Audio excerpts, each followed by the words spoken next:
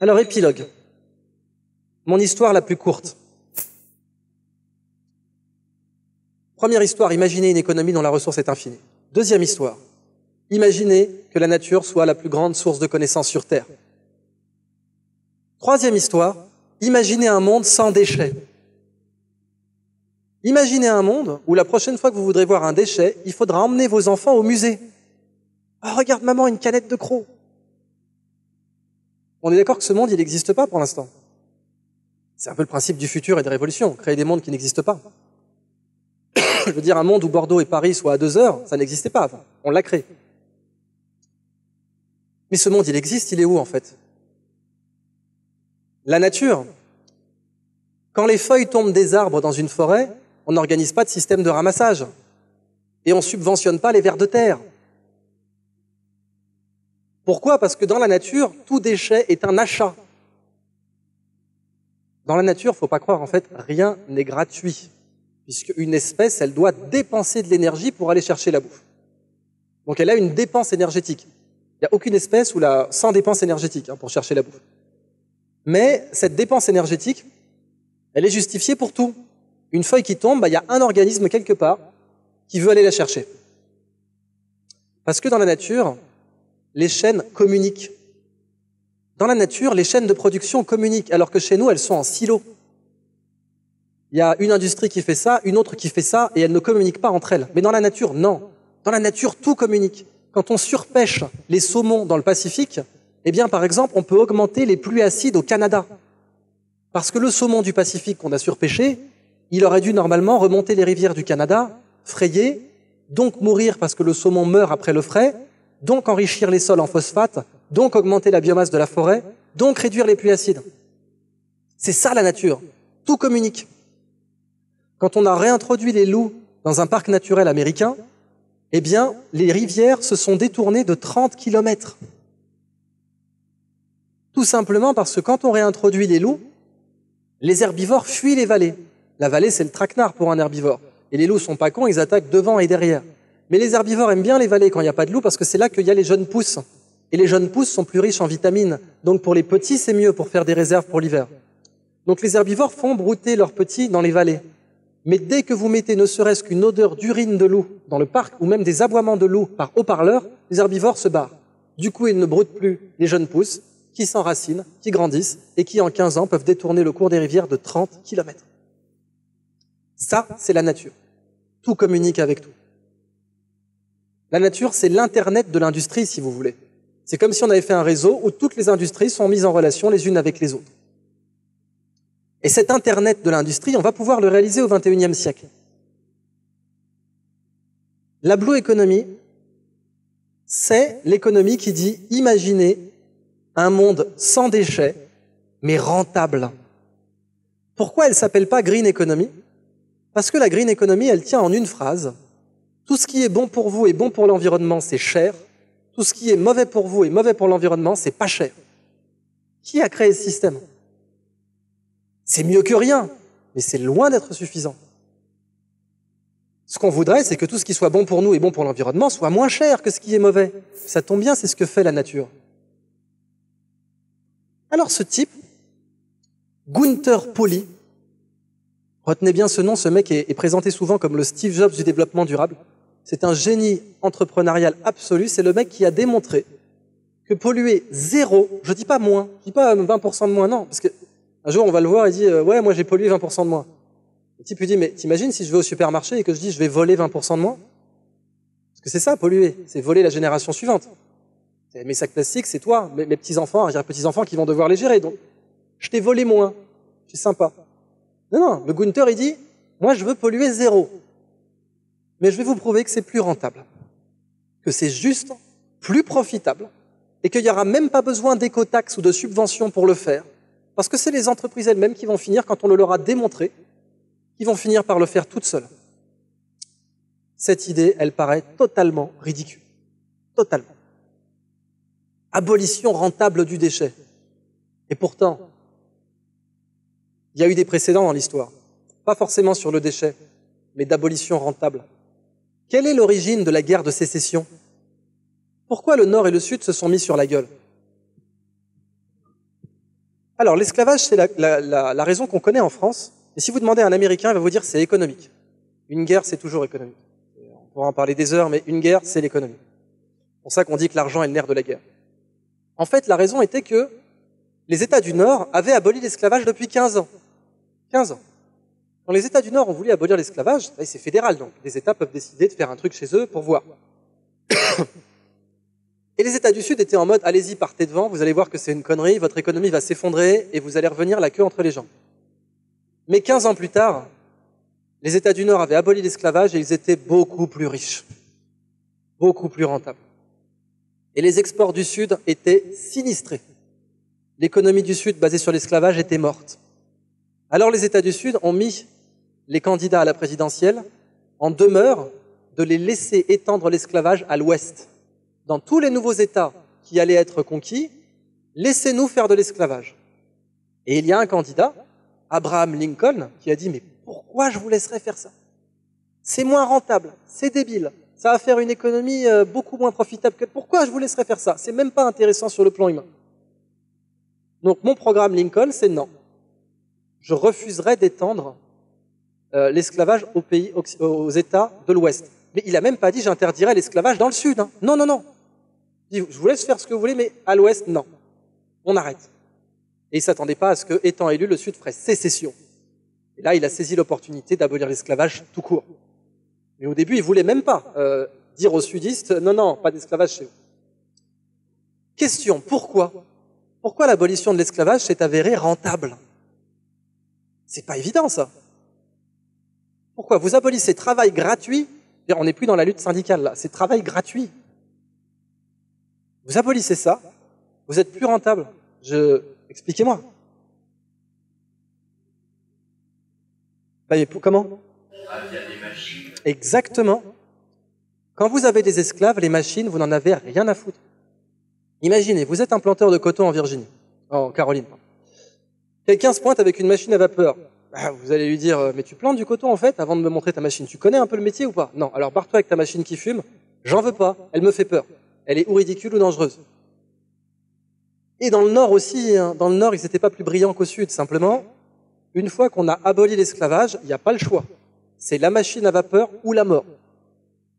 Et oui, Chevrolet, Cadillac, General Motors, ils ne sont pas installés à Détroit pour le climat. Ils s'y sont installés parce qu'il y avait des machines à vapeur. Et à partir du moment où vous avez une machine qui fait 300 chevaux vapeur, le type en face, il peut avoir 1200 esclaves. Il faut 1200 esclaves pour produire 300 chevaux vapeur. Eh bien, il ne sera pas compétitif. 1200 esclaves à l'achat, c'est beaucoup plus cher qu'une machine de 300 chevaux. Et à l'entretien, il est clair que le charbon de la machine coûte un peu moins cher que la nourriture des esclaves. Sans parler du fait que la machine, vous pouvez la faire tourner 24 heures sur 24 et qu'elle risque pas de se barrer. Donc très rapidement, les exports du Sud étaient juste pas profitables. Et là, la guerre était inévitable.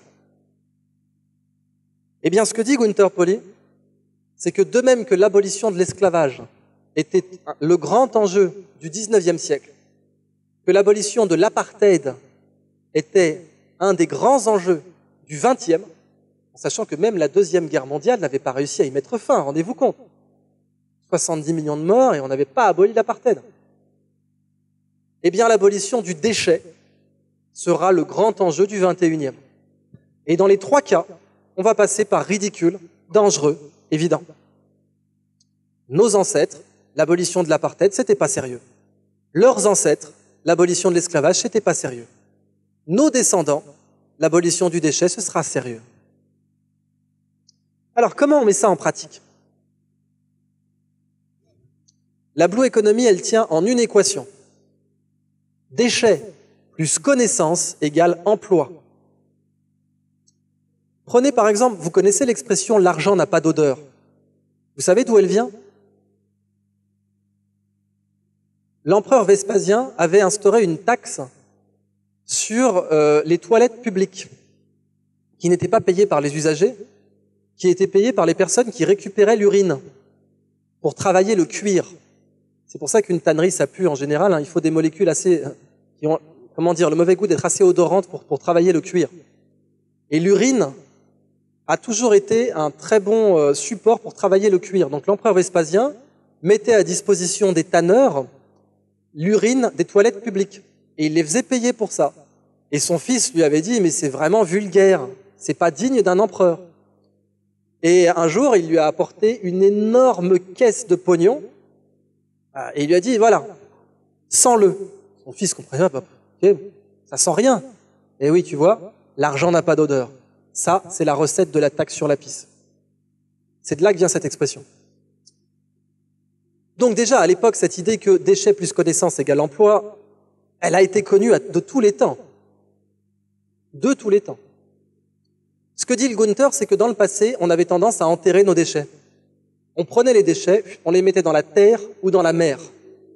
Aujourd'hui, on ne peut plus faire ça. Eh bien, aujourd'hui, il ne faut pas mettre nos déchets dans la terre ou dans la mer, il faut les enterrer dans la connaissance. La meilleure façon de traiter un déchet, c'est plus de l'enterrer, c'est de le mettre dans de la connaissance.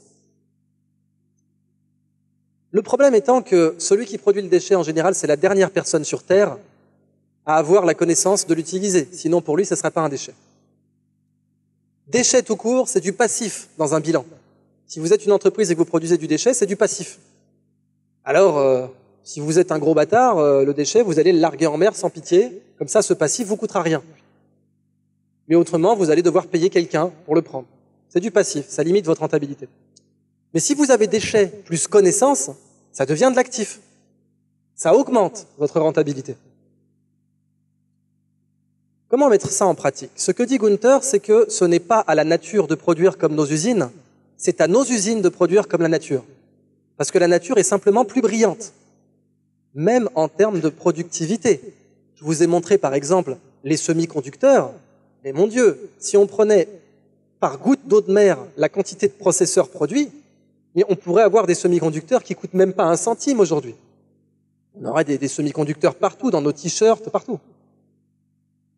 Et c'est même à l'étude pour faire des vêtements homéothermes, c'est-à-dire des vêtements qui resteraient à 20 degrés en permanence. Par exemple, pour habiter en Sibérie, ça serait sympa. Les Russes sont vraiment en train d'étudier ça. Donc ce n'est pas à la nature de produire comme nos usines, c'est à nos usines de produire comme la nature, parce que la nature est plus intelligente. Vérifions cette équation, déchets plus connaissance égale emploi.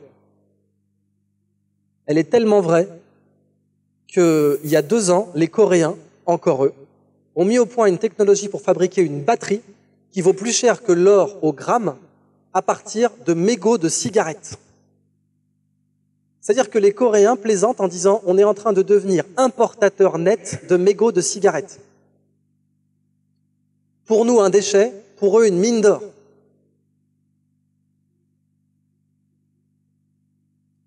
Adidas a fabriqué des chaussures avec ce matériau plastique,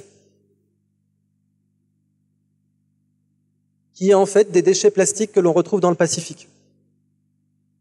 Notamment les déchets des filets de pêche. Ça a été fait avec Paul Watson, le mec de Sea Shepherd. Et c'est pas, ils l'ont fait parce qu'il fallait le faire, ça s'est avéré être un excellent matériau.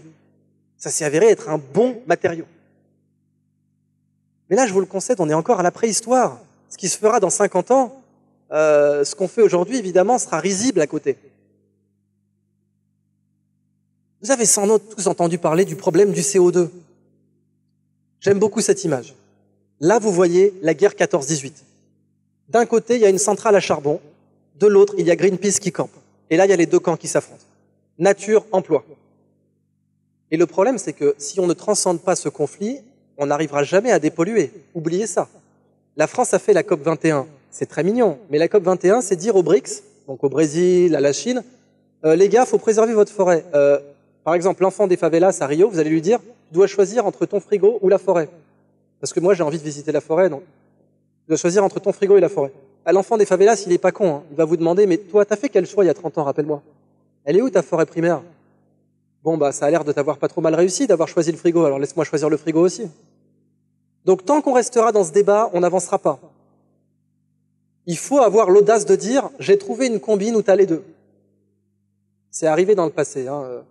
Encore une fois, l'esclavage, même Lincoln, le premier, pensait que si on abolissait l'esclavage, on allait gréver l'économie. Il s'est dit, je peux pas avoir les 2, je peux pas avoir compétitivité et morale, c'est pas possible. Bah si. Donc, centrale à charbon qui émet du CO2, du H2S, etc. Et là, le Gunther se pointe et dit, mais attendez, vous dites que le CO2 c'est mauvais, mais c'est parce que vous savez pas quoi en faire. Le vrai problème, il est là. Donc, c'est pas le CO2 qui est mauvais, c'est nous. Pour une plante, le CO2, c'est un repas complet. Donc, fixons-le. Alors évidemment, fixer le CO2, on sait faire en fait, avec des algues vertes. Mais les algues vertes, c'est un déchet. On prend un déchet pour faire un autre déchet, c'est naze. Le but de la Blue Economy, c'est de prendre un déchet pour en faire une mine d'or, comme les cigarettes des Coréens, là. Donc c'est pas du tout la même mentalité. Alors le Gunther, les mecs lui disent, oui, on peut prendre des algues vertes. Mais lui, il y connaît rien dans les techniques classiques il arrive juste en tant qu'entrepreneur en disant, bon, comment on va pouvoir vendre le CO2, comment on va pouvoir créer des emplois autour de ça. Et l'algue verte, je vois pas comment ça va créer un emploi.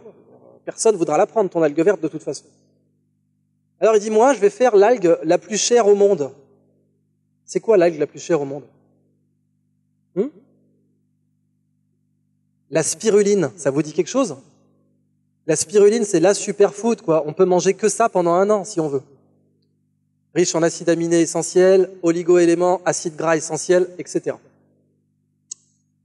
La spiruline, là, il y a une demande. Si vous produisez 1 kilo de spiruline, il y aura quelqu'un pour le prendre.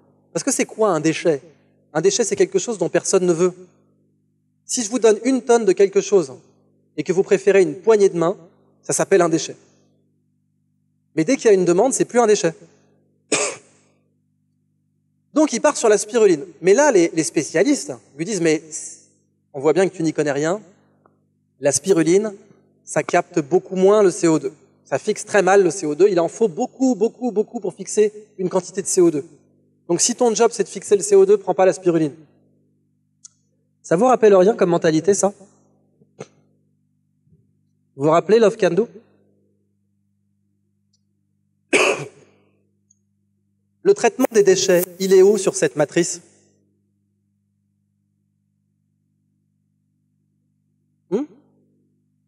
Non, ça c'est Gunther.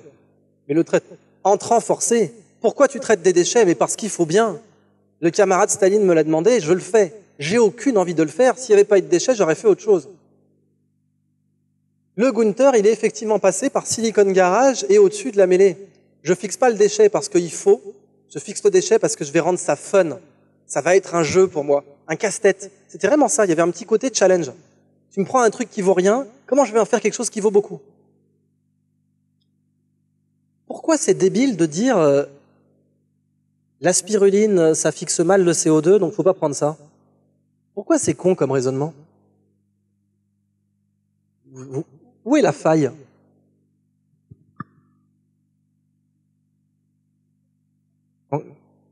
Je résume, les gens lui disent la spiruline capte moins le CO2, donc il faudra que tu en plantes beaucoup plus pour avoir le même résultat. Et voilà, je la vends. C'est pas un déchet, c'est pas de l'algue verte. Toi, tu raisonnes algue verte. Donc tu te mets dans la place, oui, je fais ça avec de l'algue verte, je fais un autre déchet. Donc évidemment qu'il en faut en produire le moins possible. Mais là, ça se vend. Ça se vend même très cher. Pourquoi voudrais-tu que j'en produise moins? Tu es en train de me dire qu'avec la même quantité d'engrais, je vais pouvoir en produire 5 fois plus. Où est le problème? Ça paraît évident, je veux dire, quand on le décortique comme ça dans une conf, mais je vous assure que des situations comme ça de mindfuck géant, où on prend les mauvaises décisions parce qu'on est resté bloqué dans la pensée de la préhistoire, mais ça arrive tous les jours. Parce que beaucoup de gens, quand vous arrivez en leur disant « je peux fixer le CO2 et créer des emplois », ils vous disent « c'est trop beau pour être vrai ». Et ça, c'est l'ego, c'est le cynisme. Le cynisme, c'est « j'ai pas réussi à le faire, alors pourquoi réussirais-tu, petit prétentieux ?» Le cynisme, ça nous tue. Rappelez-vous que Lord Kelvin, grand physicien de la fin du 19e, avait dit « faire voler un avion, c'est impossible ». Moi, grand physicien Lord Kelvin, je ne vois pas comment on peut faire, donc c'est impossible. Ça, c'est l'ego. Et l'ego, il a la propriété de se glisser dans nos débats sans s'annoncer. C'est-à-dire que dans un débat public ou dans une prise de décision à un conseil municipal, régional, national, c'est pas comme s'il y avait une chaise avec marqué ego. On le voit pas. On ne voit pas ses conséquences. Mais pourtant, si on les décortique, elles sont énormes. Et le cynisme est l'une d'entre elles. Alors le Gunther donc plante de la spiruline, qu'il vend en l'occurrence sous cette forme. Ah, pardon. Ah oui, j'avais Voilà, sous cette forme. Alors pourquoi? C'est pas la plus ragoûtante, mais c'est la plus margeante, puisque là, vous la vendez en parapharmacie. Et à San Francisco, il y a des gens qui sont prêts à vous payer $1 par pilule. Le pot de 60 pilules, $59,95. On l'a produit au Brésil. Vous imaginez la rentrée de devises, pays pauvres, pays riches? Et donc, évidemment, sous cette forme-là, vous allez marger plus. Alors, ce qu'il y a de plus obscène dans cette étude de cas, c'est que quand il vend son pot de spiruline, il est GAP, gratuit à produire. Parce que toute la chaîne a été rentabilisée par les crédits carbone. On vous paye pour fixer le carbone. Le mec, il est là, ah, t'as fixé le carbone, tiens, vas-y. Et comme il ne croit pas au crédit carbone, le Gunther, il est parti sur d'autres applications derrière. Avec les déchets de spiruline, il fait des phosphoesters pour la cosmétique. Et avec les déchets de phosphoesters, il fait du carburant. Du carburant qui a fixé du CO2 en amont. Aujourd'hui, en Thaïlande, il y a une start-up qui est spécialisée dans la pose de cuves à spiruline sur les hôtels 5 étoiles. Par exemple, le Novotel de Bangkok produisait beaucoup de CO2, la clim à fond, etc. Ils ont mis des cuves à spiruline. Alors, la spiruline, il faut savoir que c'est une algue archaïque. C'est ce qu'on appelle une archébactérie, précisément.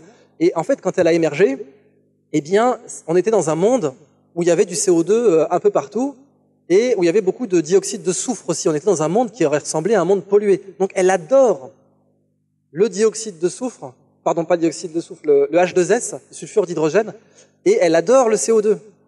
C'est pour ça qu'elle prospère dans les endroits qui sont irrespirables pour nous. Donc, cette start-up pose des cuves de spiruline sur les toits qui vendent ensuite dans les smoothies de l'hôtel. Et elle absorbe la masse de CO2 de 3 fois l'hôtel. Donc, je ne veux plus entendre dire le CO2 c'est un problème. C'est nous le problème. Il faut en faire quelque chose, il faut faire des chaînes, comme la nature le fait. Pourquoi je dis ça? Parce qu'on rentre dans un monde où on produit comme la nature. Un arbre pour la nature, vous savez ce que c'est? C'est une centrale nucléaire. Un arbre pour la nature, c'est bourré de molécules cancérigènes. Vous le saviez ça? La photosynthèse produit des radicaux libres de l'oxygène. Les radicaux libres de l'oxygène, ce sont des molécules hautement réactives qui, si on les met en contact avec l'ADN, le brisent. Elles sont donc cancérigènes. Les radicaux libres de l'oxygène, c'est cancérigène. Pas tous, mais ceux que produisent les arbres avec la photosynthèse, ils le sont. Pourtant, les arbres n'ont pas de cancer. Pourquoi? Parce qu'en des millions d'années d'évolution, ils ont développé tout un système pour bloquer ces radicaux libres qu'on appelle génériquement aujourd'hui des antioxydants. Et c'est pour ça que les arbres et que les plantes en général sont riches en vitamines. Parce que les plantes, avant tout, étaient des lieux où on produisait des déchets cancérigènes. Je le dis littéralement. Vous vous rendez compte? Ça, c'est la nature. Parce que la nature, est-ce qu'elle a déjà produit des déchets, en fait?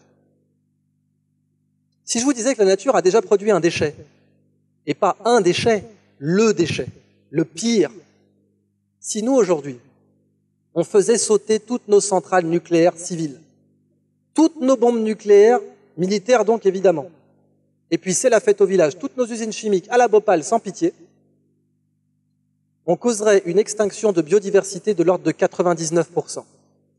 Ça signifie qu'une espèce sur 100 survit. Contrairement à une croyance répandue, l'homme n'a absolument pas la capacité à éteindre toute vie sur Terre. C'est le Soleil qui a cette capacité, pas nous. Et on connaît des bactéries qui résistent aux radiations, comme Deinococcus radiodurans, on connaît les tardigrades, il y a les graines sous les déserts, sous le sable qui pourraient germer. L'homme n'est pas capable d'éteindre toute vie sur Terre. Bon, il peut s'éteindre lui-même, par contre.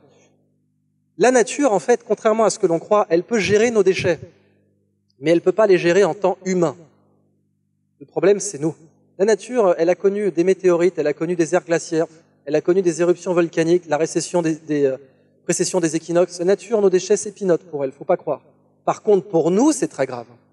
On retrouve du DDT aujourd'hui dans le lait maternel des Esquimaux. On retrouve des traces de cocaïne et de Prozac dans la chair des saumons sauvages. Sauvages, pas d'élevage, sauvages. Notre corps est tellement pollué, comme on est c'est vraiment être débile pour croire qu'on est le prédateur supérieur, et croire que polluer la nature, ça va pas remonter jusqu'à nous. Il faut vraiment être un gamin intellectuellement pour croire ça. On est tellement saturé de métaux lourds aujourd'hui que nos cimetières sont pollués. Une Coréenne a mis au point un pyjama mortuaire. Elle a fait un TED là-dessus où elle fait rigoler tout le monde. C'est un génie de la blague, cette nana. Elle se pointe dans son pyjama mortuaire qui est ensemencé de champignons qui sont là pour rendre biodisponibles les métaux lourds comme l'arsenic ou le mercure qui s'accumulent dans nos os et dans nos cheveux. Parce que oui, on est tellement pollué aujourd'hui que nos cimetières regorgent de métaux lourds. Donc la nature, elle peut gérer nos déchets, mais nous, non. Le problème, c'est pour nous. Donc si je vous disais que la nature a déjà produit un déchet, j'ai commencé en disant si on mettait tous nos déchets sur le marché là tout de suite, 99% d'extinction de biodiversité. 99. 1 sur 100 survit. Les dinosaures, hein, la météorite des dinosaures, on est autour de 50% de biodiversité perdue. 50. Les dinosaures ne se sont pas éteints. Les oiseaux, c'est des dinosaures. Les poules, ce sont des T-Rex, si vous voulez. Vous ne verrez plus jamais une poule de la même façon. C'est-à-dire qu'on a pris notre revanche depuis, sur qui mange qui. Mais les oiseaux sont des descendants de ce qu'on aurait appelé des dinosaures. Donc les dinosaures ne se sont pas éteints. C'est simplement ceux qui ont évolué pour être plus petits, plus agiles, et à sang chaud, ont survécu. Mais donc l'extinction des dinosaures, c'est 50. Juste pour vous donner une idée des parts de biodiversité dans une crise. Mais là, le déchet dont je vais vous parler, enfin que je vais vous faire deviner, c'est une extinction de biodiversité de 99,99%. Une espèce sur 10 000 a survécu. Qu'est-ce que c'est à votre avis ce déchet? Parce que c'est le pire déchet de l'histoire du vivant connu. Non. Non, une espèce sur 10 000 qui survit. Hein. L'homme n'a même pas causé une extinction de la taille des dinosaures aujourd'hui. Hein. Moi, je vous parle d'une espèce sur 10 000, vraiment. Fallout. La quoi? Non, non, non. Non, c'est un déchet chimique. Alors, H2O, c'était avant la vie. Là, je parle d'un truc qui a été produit par le vivant. Absolument. L'oxygène. L'oxygène, comme son nom l'indique, ça oxyde. Un des grands facteurs du vieillissement cellulaire. Autre raison pour lesquelles les végétaux vivent aussi longtemps, ils sont bourrés d'antioxydants. C'est pas aussi simple que ça, attention, mais je veux dire, une des grandes raisons, c'est qu'ils résistent au stress oxydatif. L'oxygène, comme son nom l'indique, ça oxyde. Quand c'est apparu sur Terre, c'est très facile à dater en géologie, on appelle ça la grande oxygénation, et on voit une couche d'oxyde de fer. Quand on regarde les couches géologiques, d'un coup, on voit, tac, une couche d'oxyde de fer, une couche de rouille. Et donc, on sait que l'oxygène est apparu sur Terre. Mais quand l'oxygène est apparu sur Terre, ça faisait plus de 500 millions d'années que la vie existait. 500 millions d'années, hein. C'est 10 fois la distance qui nous sépare des dinosaures. 500 millions d'années d'évolution rayées de la carte par l'apparition de l'oxygène. L'oxygène a été produit par des bactéries qui s'appelaient les cyanobactéries et qui étaient vraiment des trucs polluants. C'était un excrément dans le sens littéral du terme, c'est-à-dire un truc qu'elles émettent et qu'elles n'utilisent pas. Et cet excrément, eh bien, il s'est accumulé partout parce que c'était un gaz. Dans la haute atmosphère, dans les océans. Il a tout détruit. 9 999 espèces sur 10 000 ont survécu. Ont disparu, pardon. Mais c'est grâce à l'oxygène que la Terre est bleue. Enfin, il y a l'eau liquide déjà, mais l'ozone, c'est du trioxygène. Et si le ciel apparaît bleu, c'est parce que l'ozone fait comme une sorte d'arc-en-ciel et que le bleu se réfléchit dans notre direction. C'est grâce à l'oxygène que la Terre est verte. Si notre Terre est un paradis, c'est grâce aux pires déchets jamais créés par la nature. Et la nature, elle a cette capacité à transformer un enfer en paradis. C'est exactement de ça qu'il faut s'inspirer dans notre économie. Alors, je vais prendre un dernier déchet. Je l'ai choisi parce qu'il est proche de nous. Le marc de café. Donc, je vous l'accorde, c'est pas un déchet nucléaire. Mais dans la proportion où on le produit, il pose un vrai problème. Quand on boit un expresso, à votre avis, combien de pourcents de la biomasse on consomme? Combien de pourcents de la biomasse on consomme quand on boit un expresso? Plus ou moins. C'est 0,2%. Donc 2 pour 1000. Pour vous donner une idée, hein, c'est comme si vous aviez un business model qui consistait à fabriquer une allumette dans une batte de baseball. C'est le même niveau. Alors évidemment, c'est débile. Le marc de café, on cherche, parce qu'aujourd'hui, il est laissé à pourrir en fait. Concrètement, la majorité de sa production est laissée à pourrir. Donc ça produit du méthane. Et putain, le méthane, ça devrait pas être un déchet. On le paye au compteur à gaz. Mais comme Engie et Nescafé communiquent pas des masses, eh bien pour l'instant, le gaz part dans l'atmosphère Et là, c'est un vrai problème. Je ne sais plus qui a dit le savant sait résoudre un problème que le sage n'aurait jamais eu. Et le sage n'aurait pas eu le problème du le méthane est un problème. Je veux dire, le méthane ne devrait pas être un problème. On paye les Russes pour le méthane. Alors, on cherchait une application qui permettrait d'absorber la production mondiale, qui est grande. Il y a plein de micro-usages. Hein. On peut déboucher un évier avec, on peut dépuceronner un rosier, on peut faire du compost, mais uniquement si on le mélange, parce que en fait, c'est un compost acide, et les plantes qu'on mange en général n'aiment pas ça du tout. Il n'y a que les plantes vertes d'appartement qui aiment ça. Donc on cherchait. Alors quelqu'un s'était dit peut-être qu'on pourrait nourrir du bétail avec. Parce que dans une interprétation simpliste, si on nourrit une vache avec du marc de café, peut-être qu'on aura du café au lait direct au pied de la vache. Mais ça marche pas comme ça. On cherchait jusqu'à ce qu'on découvre que le marc de café, c'est le meilleur champi-compost connu dans l'industrie. Si vous voulez faire pousser du champignon de Paris, du shiitake, maïetake, ganoderma ou pleurote, le meilleur compost, c'est pas un compost, le meilleur, c'est le marc de café. Par exemple, le shiitake, la raison pour laquelle c'est cher, c'est que pour le faire pousser, il faut des copeaux de chêne pasteurisés. Des copeaux de chêne, un bois semi-précieux, ça coûte cher. Et pasteurisé, ça coûte de l'énergie.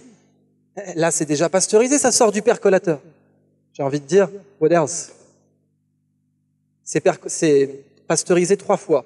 Percolation, torréfaction, fermentation. Donc on est sur un compost ultra compétitif. C'est le meilleur du métier. Ça veut dire que si vous avez 1 kilo de marc de café et que vous êtes champignoniste, je sais pas comment on dit, mais ça doit être ça, eh bien c'est un avantage. C'est plus un déchet.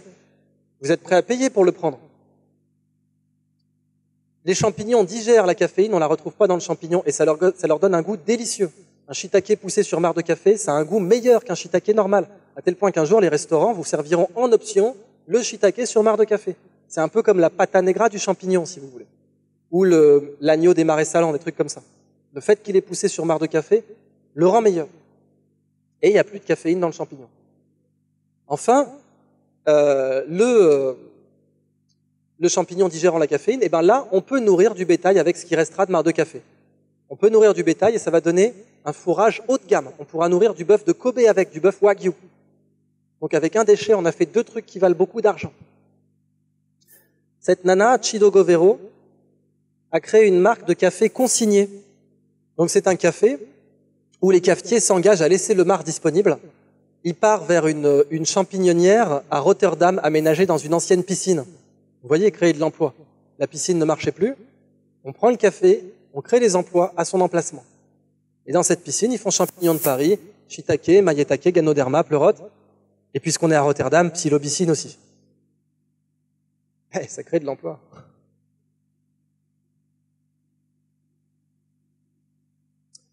Le café, ça tue les odeurs aussi. Il y a 3 types de personnes qui savent ça. Les premiers, c'était les parfumeurs. Dans le temps, les VRP en parfum savaient que pour effacer l'odeur d'un parfum, on pouvait prendre un peu de café. C'était une gomme olfactive. Et quand vous êtes vendeur en parfum, évidemment, à la fin de la journée, vous sentez peau pourrie de chez Chanel. Donc, il vous faut un café, enfin un truc qui puisse effacer l'odeur. Et donc, ils emportaient toujours un peu de café pour cette raison. Le deuxième type de personnes qui sait ça, ce sont les narcotrafiquants. Les narcotrafiquants qui sont habitués à planquer le café, la coke dans le café. Parce que ça cache l'odeur de la coke aux chiens. Et c'est un problème insoluble parce que... Insoluble café. Parce que vous pouvez pas, si vous êtes douanier à Bogota, vous pouvez pas entraîner votre berger allemand à mordre tous ceux qui sentent le café. Je veux dire, le tourisme en Colombie dégringolerait trop vite. Du coup, c'est encore utilisé aujourd'hui. Et puis les 3e types de personnes qui savent ça, ce sont ceux qui ont entreposé du maroilles trop longtemps dans leur frigo. Si votre frigo pue, vous mettez un bol de marc de café frais dedans, et ça tue les odeurs. Et c'est plus efficace que du Febreze. Et si vous en êtes à fébriser votre frigo, changez de frigo. Donc en fait, on a découvert que comme le café tuait les odeurs, on pouvait faire un textile avec. On pouvait faire un textile à base de café, en partie. Je vous présente le fondateur de la marque S-Café, qui est en train de sentir une rame de textile à base de café, dont j'imagine qu'on a enlevé la coque. Et c'est plus agréable à porter que du coton d'Égypte. Le coton, qui est la culture qui consomme le plus d'eau au monde. C'est pas pour rien que le coton, ça se fait au Mississippi ou dans le Nil. C'est parce qu'il faut de l'eau. Et là, ce textile à base en partie de marc de café, il est désodorisant. Donc il s'appelle S-Café. Là, son t-shirt est en escafé. Là. Il a un contrat avec Haider, la marque de vêtements de sport, pour faire des vêtements antitranspirants. Et puis évidemment, où est la meilleure marge? Dans la lingerie féminine, bien sûr. Donc je vous présente la marque Sorella, qui fait des sous-vêtements à base de marc de café. Ça tue les odeurs, ça sèche vite, ça protège des UV. D'où leur slogan délicieux. « Hey, t'as pris ton café aujourd'hui ?»« Drink it, wear it. » Et c'est pas fini. Avec le marc de café, on peut faire un matériau. Je vous présente Eben Bayer et Gavin McIntyre, qui ont fait la couverture de Wired Magazine dans la Silicon Valley. Et la couverture, c'était, on a fait pousser ce gros titre. We grew this headline. Pourquoi? Parce que ça, ils l'ont fait pousser. C'est un biopolystyrène biodégradable qu'ils ont fait pousser dans les bacs que vous voyez derrière eux. Ces bacs sont remplis de déchets agricoles, type sonderie, marc de café. Ils mettent un champignon, par exemple pleurote, et les racines, le mycélium du champignon, envahit le bac et fabrique ce biopolystyrène biodégradable. Vous imaginez, vous prenez le bloc, vous avez été livré, votre télé a été livrée, vous prenez le bloc, vous le jetez dans votre jardin, il se biodégrade. Et en plus, il enrichit les sols, ce qui fait qu'au bout d'un moment, on va vous payer pour le récupérer. C'est un très bon isolant thermique et un très bon isolant acoustique. 5 décibels au centimètre. Oh, putain.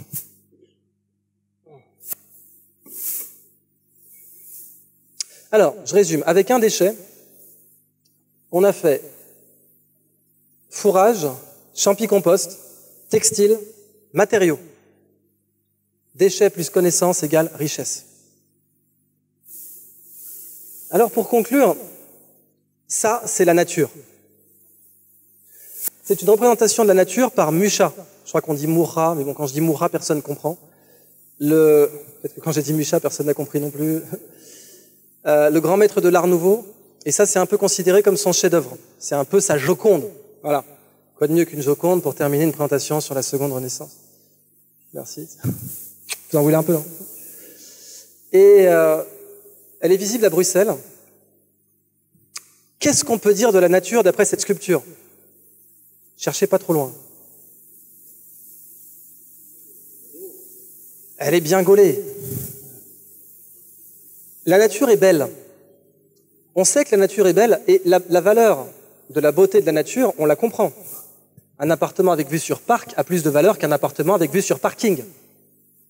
Donc la valeur économique de la beauté de la nature, on la comprend. Et on la comprend même tellement bien qu'à Manhattan, parmi l'immobilier le plus cher au monde, eh ben on a pris le temps de faire Central Park.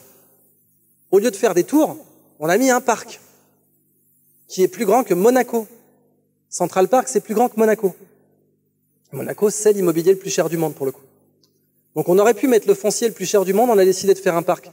C'était une bonne idée.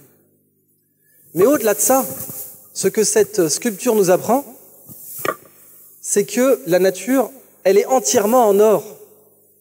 Toute la nana, elle est en or, là. Donc elle n'est pas seulement intelligente, elle n'est pas seulement belle, pardon, elle est intelligente, elle est brillante. La nature, on l'a vu, a des prix Nobel de physique. Elle imprime du silicium Mc-Persson.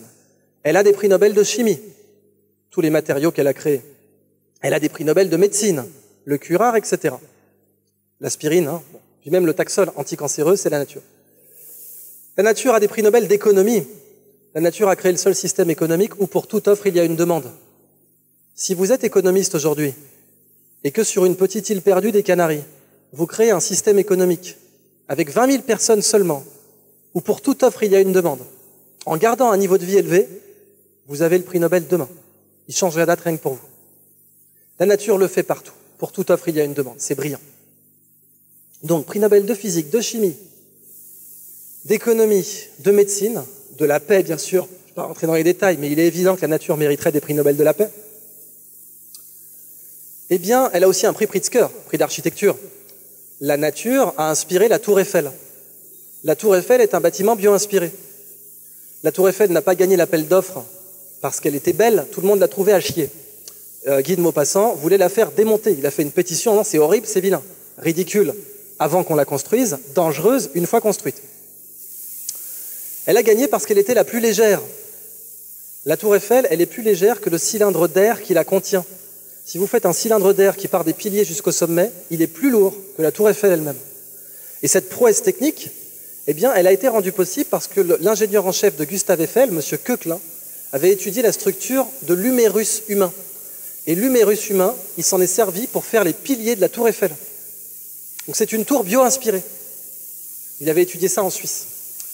Donc même la tour Eiffel est bio-inspirée, donc prix Pritzker. Eh bien, Gunther dirait qu'elle a aussi un MBA, un Master of Brilliant Adaptation. Si je me mets là, genre, ouais, ça marche.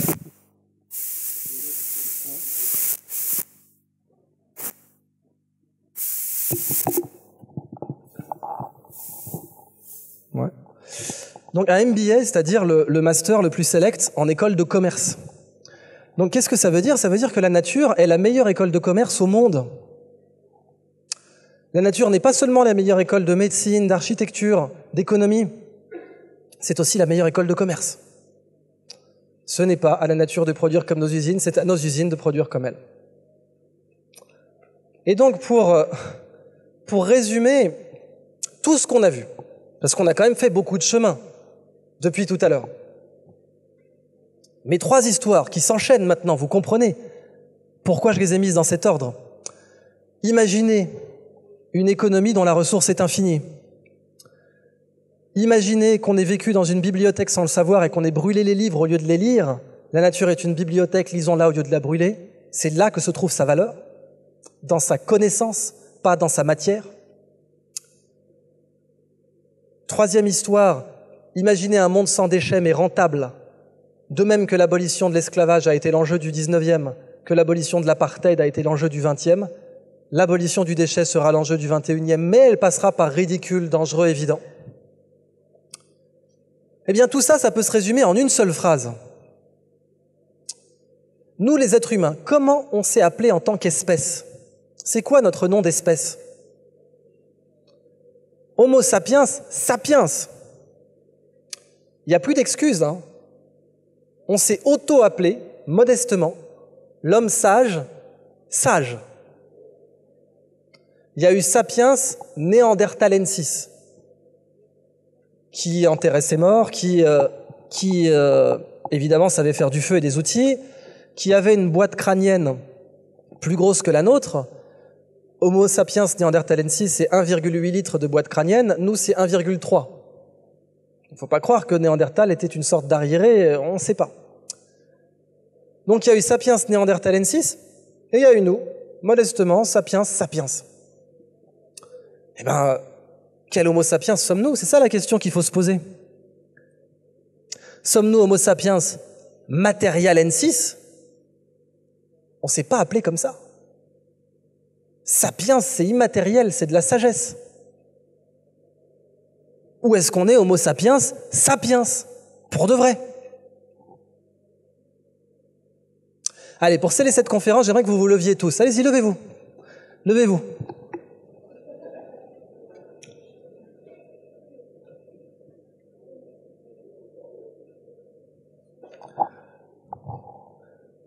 Bon bah, vous savez, vous êtes tous levés, parce que je vois pas forcément dans le fond, vous êtes tous bien debout? Ok. Bah, vous tous debout, là, vous savez ce que c'est? C'est la façon la plus fourbe d'avoir une standing ovation.